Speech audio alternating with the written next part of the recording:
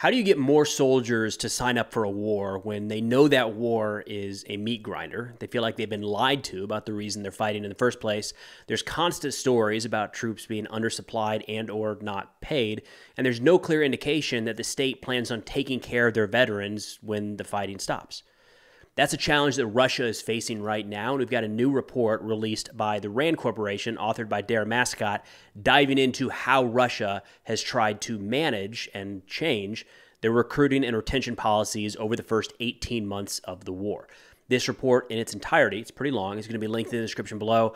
I'm going to run through what I think were some interesting aspects here and try to piece the whole thing together. Now, we're going to break it out into a couple different sections. First and foremost is some background, mostly focused on casualties sustained so far by the Russian forces. It essentially gets into why they need more soldiers at baseline. We're then going to get into some recruitment and retention techniques, how they've tried to adjust things to pull more troops into the service and then keep them once they're there. And then lastly, some pressure from the home front. So things that maybe don't get as much attention, but play a significant role in whether or not additional soldiers are going to sign up in the future and what this is going to mean for Russia long term. So starting out, it's important to understand why Russia needs more soldiers in the first place. They say Russian casualty numbers, a combination of those killed and wounded in action from the war in Ukraine, are severe. Combat deaths are classified as a state secret in Russia, which criminalizes public discussion of numbers other than those that are provided by the government.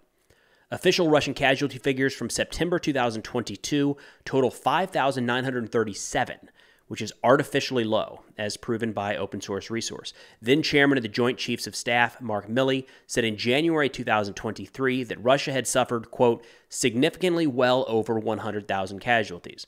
Worth noting that casualties refers to killed, wounded, missing, or captured. It's a lot more than just soldiers who have fallen and are, have lost their lives in the war. They say publicly available British intelligence figures put the numbers at 175,000 to 200,000 casualties, of which 40 to 60,000 were killed in action as of February 2023. Ukrainian official estimates of Russian casualties total 189,460 as of late April 2023. These are widely contested. You can find any number of sources to back up or shoot down any of the claims that I just brought up, but I think the core of this is we can all understand at this point that Russia has sustained a high number of casualties, high enough, just evidenced by their actions, that they have needed to refill their ranks. That's a major concern as this war drags on. To put these figures into historical context, citing the report, they say researchers from the Center of Strategic and International Studies said, quote, the number of Russian soldiers killed in Ukraine during the first year of the war was greater than the entire number of Russian soldiers killed in every war Russia has fought since World War II combined. Again, what we're trying to do right now is kind of set the stage as to why Russia might have to tap into the general population to refill their ranks. That's a pretty good indicator right there. If more soldiers are lost in 1 year than they had lost in the previous 60, 70 years of all conflicts combined, you're going to have a shortage of manpower, and you're going to need to recruit and train new troops. Now, most of the losses sustained at this point have been in the ground forces. The report says that the Navy's losses are in the low hundreds, with most losses coming from the sinking of the Moskva cruiser in 2022. Russian strategic nuclear forces remain unaffected, apart from a small number of damaged heavy bombers. The Air Force has lost 25% of its Su-25 aircraft in Ukraine, 30 of 120 originally available, along with 20 of 130 Su-34 bombers and 33 of 120 Ka-52 helicopters. They had the 134 pilots are confirmed killed in action as of April 2023, with the potential for the real number to be substantially higher. However, when looking at all of those numbers, the one that's going to stand out in all of this analysis are the ground forces, the Army, the infantry, the special forces, the airborne, the troops at the front. So a major point of discussion in all of this is why the Kremlin is so quick to mobilize. I mean, it was in September of 2022, they began a mobilization of 300,000 new troops. That's less than a year after the war began. So how did they not anticipate needing more soldiers, right? It seems like they kind of jumped into this haphazardly. And what this article, what this report gets into is essentially saying Russia did not prepare in any way, shape, or form for the protracted war that they now find themselves in. They say on the basis of observable Russian deployments prior to the February 2022 full-scale invasion of Ukraine and Russian soldier accounts, it appears that Kremlin leadership believed this invasion of Ukraine would be lightly contested at best. As a result of this assumption, military leaders did not prepare or even inform many of the troops about their upcoming operational tasks, which led to severe early losses, operational setbacks, and retreats in the first few months of the war.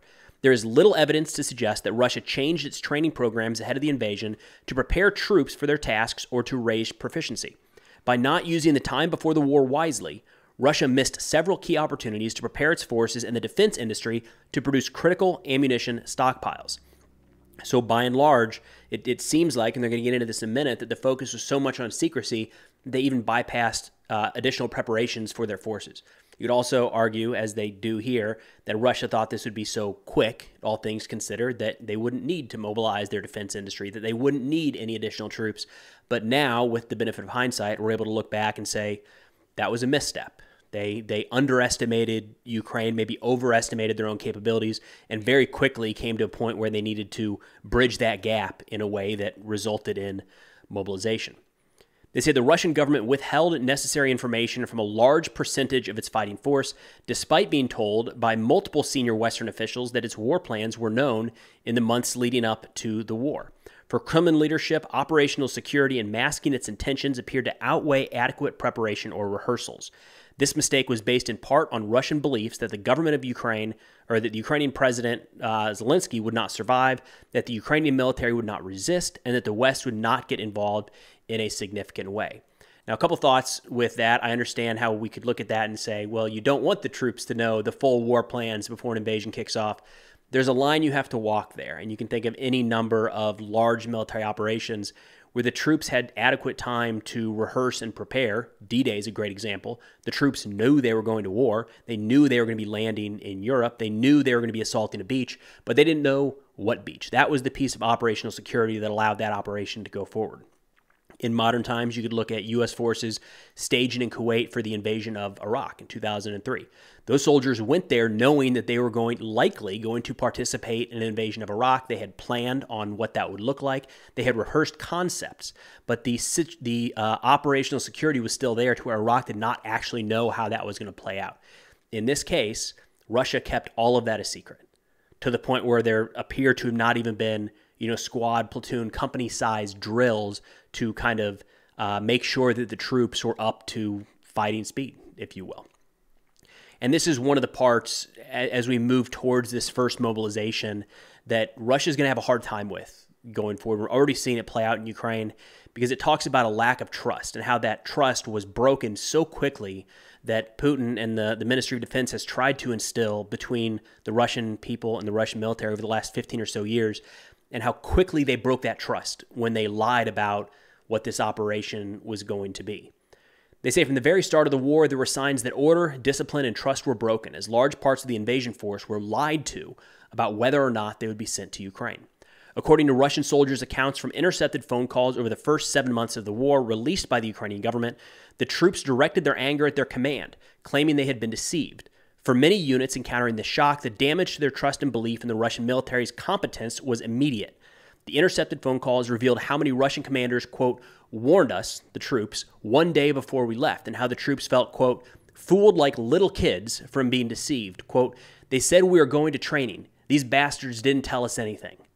Other units noted inadequate supplies. Quote, the command didn't tell us it was going to be like this. They told us we were going to do some training exercise. We didn't have sufficient equipment. There were no helmets or armor. There was no food or water. Think about what that does for in the broader context of a couple different things here. One, you're putting troops into battle that are not prepared to fight a conventional war. And we saw that in the early days of the conflict where tank columns were easily surrounded, cut off, and ambushed by Ukrainian forces that led to pretty significant Russian losses at the outset of the war. From the forces then that survived, they're telling these stories to their friends and family members about how poorly they were treated, how they were tricked and all of a sudden found themselves in the middle of a hot war underprepared. That erodes the trust. We can say it's kind of squishy and doesn't really matter, but that does play into how many people are willing to sign up voluntarily to go fight with this military. If some of the stories they're hearing are that they were lied to and under-equipped and sent into a war zone. It's a big part of this. It also plays into retention, how many people actually want to stay fighting in this military force. Of course, Russia has made some legislative moves recently where that's not as much of a concern. But again, think of this in the broader context of kind of eroding that trust between the war fighters and the country and the military that they're fighting on behalf of. Kind of sticking with this lack of trust, they say intercepted phone calls from the first few months of the invasion released by the Ukrainian government suggest that some Russian soldiers believed they would encounter fascists and Nazis in Ukraine, but instead encountered a military defending its own country. The soldiers told their families about the deception. Quote, "We haven't seen a single fascist here. This war is based on a false pretense. No one needed it. We got here and people were living normal lives, very well, like in Russia, and now they have to live in their basements." You heard a lot of that in the opening days of the war, and you wonder how much of that is still going on in the Ukrainian military. We're looking at events and descriptions from the opening days, weeks, and months of the war, and I wonder how much of that still impacts the soldiers or what new events have come up that have been similar in a lot of ways, right? They say Russian soldiers have expressed frustration or at times disgust with their leadership in occupied Ukraine. Quote, "They treat you like cattle. There are very few decent commanders. Everyone's afraid. Nobody wants to die. There's not enough food. Casualties every day. On the news, everything is so rosy, but in reality, there are problems with communications, problems with supplies. It's not like it seems." Now, on the one hand, soldiers complain. There's an old saying that when the soldiers stop complaining, something might be wrong. So you have to expect that from any military, anytime throughout history. But anytime this information gets back to the home front, it does have the possible effect of causing other people to say, well, I don't know if I want to be a part of that. Whereas if the news that comes back is that you're fully equipped, you're receiving adequate military aid, you have all of the food and water that you might need, all of your vehicles are running, and you're on the advance, people might raise their hand and say, I want to get in on that before it's all done. A little different when all the news is negative. They also talk about, and there's been a lot of this in the news, kind of in bits and pieces, but they talk about wage arrears, people not being paid or being paid late, that have popped up with both contract and mobilized personnel throughout the war, according to multiple reports. They did add that it's very hard to ascertain just how pervasive of a problem that is, because you're talking about individual instances. They said at times, base salaries are paid, but not combat pay bonuses or sign-on bonuses. In a few cases, soldiers found they weren't paid at all, and the process to kind of appeal for these compensation issues is cumbersome, which is cumbersome here in the United States too. And when you're in a war zone, it makes it even harder. But that, again, you're talking about all these little things that could add up to people not wanting to volunteer, not wanting to extend, or not tell friends and family members that they should join this fight because the benefits are good. Benefits don't matter if you're not being paid, right? So we're going to shift now into what Russia has done to try to modify their recruitment and retention policies since this war began. By and large, there's been 3 phases, and they're all going to kind of blend together in this next segment, so I wanted to call them out separately initially. We have the right out the gate, in the first few months after the war began, Russia began offering incentives, more pay, bonuses, things like that, to get more people to voluntarily enter the service. That did not reach the necessary numbers, so then in September of 2022, Russia rolled out a general mobilization of 300,000 people. That brought in a fair amount, right around 300,000. There were also quite a few unintended consequences we'll get into here in a minute, and it looks like the move in 2023 is they're going to try to bring in 400,000 additional troops. It's going to be hard, by all measures, to do that without another level of conscription and general mobilization. It does look like they're already starting to offer more lucrative payments, more bonuses, more family benefits than were offered in 2022 or 2023. Now, prior to the war kicking off, the report says eligible men between the ages of 18 and 40 who passed physical and mental health checks and had no serious criminal records, such as violent crimes or felonies, were eligible for professional military service. Not all men were healthy enough to serve. Prior to the 2022 invasion, between 22 and 27% of those who were called up for conscription were deemed unfit for service. They say the Russian military appears to have lowered many admission standards as its manpower needs became acute in 2022, which is not unusual for Russia or any military in the midst of war, right? Again, we did something very similar during the surge years in the war in Iraq. You saw a military record. You saw people were let into the service that just a few years prior and a few years later would not have been let in. So big picture, not unusual, but there's some aspects here that we did not do, I'll say, in the United States. They say to expand the pool of volunteers, the Russian military raised the maximum age limit from 40 to 65 for those who wish to volunteer. The requirement for a clean criminal record was dropped. Now only child molestation, treason, espionage, and terrorism are disqualifying crimes. Violent felonies, such as rape and murder, no longer disqualify someone from service, according to these modifications. And then there were a lot of challenges in that 2022 mobilization. There were a lot of folks pulled up with disabilities or very, very poor health. It's hard to tell if the standards were just loosened that much or if it was a problem with the mobilization process, because we did see a lot of hiccups in those early days of this first mobilization. They just weren't, the Russian infrastructure wasn't ready for that quite yet. On top of that, we saw a lot of these mobilized soldiers ended up being sent out to their units with very little training, poor equipment, undersupplied in a lot of cases. Again, they weren't quite ready for it to pull off a mobilization of that scale. Additionally, we saw that in this 300,000 called up in September 2022, Russia made a change that allows foreign citizens to gain Russian citizenship after 12 months of contract service. And that used to be 3 years. So again, trying to entice more people to volunteer, if you will. 12 months for a foreigner, they become a Russian citizen. We've also seen over the past couple of years kind of an increase in the use of prisoners by the Russian military. Actually, working on a report now, but I believe that Ukraine did something similar. They have a prisoner unit, again, pulling people out of jail, offering them some sort of amnesty, if you will, to fight. But we did see this a lot with Russia, the Wagner PMC for a little while here. They say the Wagner PMC and the Russian military have both recruited volunteers from prisons since summer 2022, offering prisoners amnesty for their crimes after a 6-month combat tour in Ukraine. More than 5,000 amnesties have occurred for Wagner personnel alone by March 2023, according to the late Yevgeny Prigozhin. The Russian Ministry of Defense kind of followed suit here, offering 18-month contracts to convicts in exchange for amnesty. Russia Behind Bars, a Russia-based non-governmental organization, estimates that more than 50,000 prisoners were recruited by Wagner and the military, the Russian military, as of early 2023. So that's a piece of how they're pulling more people into uniform. Again, you're talking about the mobilization was 300,000 at baseline, and 50,000 total prisoners have entered the fight.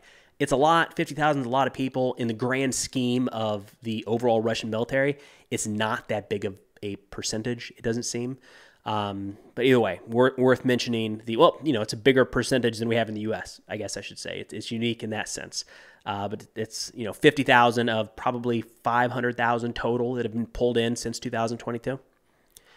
So another thing we talked about just a minute ago were new benefits that were added to try to entice people to join the military more than just conscription. They've raised wages. So during their first recruiting drive, really in summer of 2022, they were offered between 5,000 and 10,000 rubles per day in combat pay, in addition to a base salary of 200,000 rubles per month. This amount was almost 4 times the median national monthly average salary in Russia at the time. They also added on state benefits such as veteran status, healthcare, death benefits, and dependent benefits to some of these soldiers volunteering to fight. Give you an idea there, the day combat pay at this time is about the conversion rate was about 60 rubles to $1 US. So that equates to between $83 and $166 a day in combat pay, and then a monthly base salary of $3,333. Again, the important part here is not necessarily the dollar amount. It's that this was 4 times the median national monthly average in Russia at the time. That's how they're getting people in. And most of these people are not coming from, well-to-do areas of Russia, but from some of the poor areas of Russia where this salary can go a long ways back home. They say mobilized personnel in fall of 2002 were reportedly offered similar incentives, and their jobs in Russia were notionally held for them while they were away fighting in Ukraine, and their spouses protected from being laid off. When mobilization was announced in September, Russian lawmakers pushed through a series of laws that would pay mobilized personnel between 135,000 and 200,000 rubles per month as base pay, depending on rank. Other benefits at the time included a debt repayment freeze while fighting and debt forgiveness in the case of death. Debt forgiveness in the case of death. Kind of stumbled through that. We've heard that a couple times throughout this war, people signing up because they have significant debt, and it's going to, if they get killed in the war, it releases that debt from their family. It's something that Russia has used to pull people in. Now, there have been some problems with these recruits. Again, it's not just a matter of do you have the people to pull into military service. You got to think about the whole pipeline to get this done. If you go from, we pull in 120,000, 150,000 people a year, which is what roughly Russia was doing prior to the war, and then say now it's going to be 300,000, that's double everything at baseline. It's double the number of barracks needed to train them, double the number of transports, double the number, everything is doubled, right? It's hard to do that in a very short period of time. So there were a lot of hiccups in the early days of the mobilization. By and large, it looks like Russia has figured all that out at this point. But in the early days, there were multiple recruits ending up at the front with just a few days, maybe weeks worth of training. And some of those mobilized personnel, again, anywhere between 18 and 50 years old with sometimes little to no prior military training. Most of the time, they were sent into kind of support roles, but that ended up changing quite a bit here. In January 2023, as the Russian winter offensive kicked off, General Gerasimov kind of made a change and moved a lot of these mobilized soldiers into assault troops, which, of course, as we've seen throughout this war, led to pretty significant casualties among those mobilized classes. Now, kind of a side effect of this mobilization, and one of the arguments as to why Putin and others in the Russian government have tried to avoid this as long as they can, is we did see a pretty significant number of Russian men, military-aged males, exit the country. At a minimum, 347,000 military-aged males fled Russia to evade mobilization, according to official statistics. This number does not account for other destination countries that do not provide higher statistics on Russian immigration, so the overall number is likely to be higher. And there's a couple ways to look at this. It's not just a matter of pure numbers for the battlefield, that it's 350,000 fewer soldiers that can be sent to the front. But you have to think about the type of person who's able to exit the country, who has the money, the means, and the foresight to say it's time to get out of here before I get called up. That's usually somebody with a degree of education or job prospects or maybe a family, and they're contributing to society in a lot of ways is kind of what I'm trying to argue here. Those are the ones leaving, the ones that have money and the ability to go find work in another country. That's who Russia is losing throughout some of this process. So it's not just fewer troops on the battlefield. You got to also think about, in a sense, the brain drain that could be occurring as the people who are able exit the country to avoid mobilization. The retention piece here is interesting. So the big difference here, you have recruitment, pulling somebody into the military for the first time, getting them to sign on that dotted line, if you will. Then you have retention. It's keeping people in uniform. It's a regular conversation we have here in the United States. Both of these things are important, right? And Russia's gone about retention in kind of some unique ways, we'll say, over the last couple of years. So Russian servicemen have tried to resign or leave military service since the start of the invasion, although it is difficult to capture the pervasiveness of this issue. Russian officials' efforts to manage the problem through legislation and increased penalties suggest that retention is concerning to authorities. So again, very hard to get the specific data on something like this, but when you look at how Russia has responded trying to close some of these loopholes and gaps, it looks like it's been a major concern. So they say military units in Russia tried to embarrass personnel who resigned or refused orders in 2022 by creating, quote, walls of shame with their pictures. Other soldiers were sent to holding facilities in occupied Ukraine, some in windowless basements, or to a camp for objectors where they were intimidated or beaten by guards. In one account, a soldier who had resigned on moral grounds told his father that he was taken to a holding facility and informed that he could either return to his unit or transfer to a different unit, but he had to remain. So the very start of this war, you had this possibility, and this was happening, where people would say, my contract is up, I'm going home. Or I object, I don't want to fight, I'm going home. And there were loopholes for people to get out that way. The article here, the report here, goes into detail about how, even though that technically exists in a lot of cases, there were plenty of soldiers that filed reports to exit the military, and that paperwork just didn't go anywhere, and they got stuck, never were able to leave. But that changed entirely. Russia closed that loophole, and today, retention isn't really a matter of the soldiers making a decision. Retention is a policy, right? These soldiers can't leave. So the Russian government has used legislation to artificially retain personnel, which means that no contract enlisted personnel, officers, or mobilized can resign or otherwise voluntarily leave service. Since the 2022 presidential decree authorizing mobilization, all personnel contracts have been extended indefinitely. This means that no officers, professional contract soldiers, or mobilized personnel have the ability to resign or otherwise voluntarily terminate contracts until the mobilization is ended. Since the mobilization was announced, there are only 3 legal conditions for dismissal: being declared unfit for service, reaching the military service age limit, or being sentenced to prison. Therefore, retention, for now, is compulsory. So retention, again, an interesting aspect of all of this, but what Russia has done in recent years is said, we're not going to worry about retention. Once you're in the military, you are going to remain until we decide this war is over. That's it.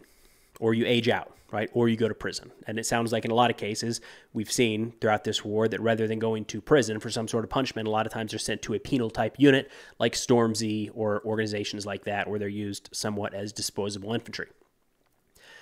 So we've got this pressure coming from a couple different directions, right? We talked earlier about how the troops were lied to, at times received less equipment than was necessary, and are being treated like cattle in some sense. You got the troops potentially pushing back, not recruiting on behalf of the military. We've also got, once they're in uniform, they're now retained indefinitely. They're going to lock them in. There's, it's hard to tell. There's certainly some Russian soldiers that would sign up and want to keep fighting. Again, some of them are making more money than they ever have in their entire lives. You can't completely discount that. But you got to think there's a fair amount that just want to go home and be done with this. Not anymore. Now they're retained indefinitely.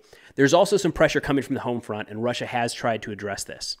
They say Russian government has tried to shape perceptions of the war and to mask the extent of the damage to the military, both in terms of equipment and casualties, by offering incomplete information and by increasing penalties up to 15 years for citizens or media sources that discredit the military. Casualty figures are significantly underreported, and bad news, for example, the withdrawal from Kherson, is often rolled out through carefully orchestrated press events. At this point, we're just talking about propaganda and kind of how media is presenting the overall war in Ukraine, but I thought it was notable because we've seen this play out a couple times already. They've increased the penalty up to 15 years for citizens or media sources that discredit the military. There are some incredible resources early in the war, especially on Telegram, that have gone offline because they just shut down, the person died, or they're in prison. And a lot of that is directed at people that were viewed as discrediting the military, which, put another way, is kind of sharing the truth from the front lines, if you will. Now, there's another piece here that I wanted to kind of wrap up with, and it's talking about how soldiers are treated once they're back home. This is something that I think a lot of militaries, ours included, we get into a war not really thinking about what the after is going to look like, and we can watch this right now play out in Russia, where by all metrics, it doesn't look like they're ready for the impact of bringing home hundreds of thousands of combat veterans from a massive war, what that's going to require and what it's going to do to their economy and to their society. They say anecdotes are emerging from the echoes of previous Russian wars that soldiers deployed to Ukraine are facing challenges getting proper medical care, both while in service and when medically discharged from the military. In some cases, personnel are being sent back to the front despite doctor recommendations for physical therapy for combat injuries or for psychiatric support for cases of severe mental health disorders from combat. They say Russian officials do not appear to be poised to provide adequate mental health care for soldiers and veterans. Although funding does not appear to be an issue at present, the short age of psychiatrists trained for combat trauma in Russia is a challenge. In addition, or the shortage of psychiatrists trained for combat trauma in Russia is a challenge. In addition, because of the Russian law that prohibits disparaging the armed forces, an affected soldier and therapist might not feel comfortable being candid about the war in a therapy setting for many reasons. That one's interesting, isn't it? Because you could go to war if you disparage the armed forces. So what does that mean for a soldier that's trying to talk through a trauma they experienced on the battlefield to, help alleviate some of the mental stress they're feeling or work through their PTS, whatever it might be? They can't talk about it because they might go to jail if they talk about some of those experiences. It's an interesting aspect here, right? And the reason I wanted to bring this part up is it's somewhat happening now because there are soldiers returning home. But more long-term, this is where we get into how the Russian government is treating the military and treating their soldiers today is going to have a long-term effect on the capabilities of the Russian military. These soldiers coming home broken now, as soldiers do come home broken from war, when they're not treated well and they're pushed to the side and they don't receive adequate medical attention, adequate retirement or whatever it might be, that sticks with a society, and they watch that. The next generation looks at that and says, why would I want to sign up if that's how they were treated? It's something that can be overcome. I'm not trying to suggest that the way that this is played out is going to break the Russian Federation, but these are little things that, they're putting Band-Aids over things to find a way to keep people in uniform and pull more people in and then kind of limit what they have to do after they exit service. Those are Band-Aid fixes, and at some time those Band-Aids come off, and it could have a very real lasting effect on the capabilities of the Russian military going forward. But that's all I got for now. I will link this report, again, from Derimascot in the description below if you want to check it out. It's a little bit long, but worth reading in its entirety. It's pretty interesting. But thanks for watching, and I'll see y'all next time.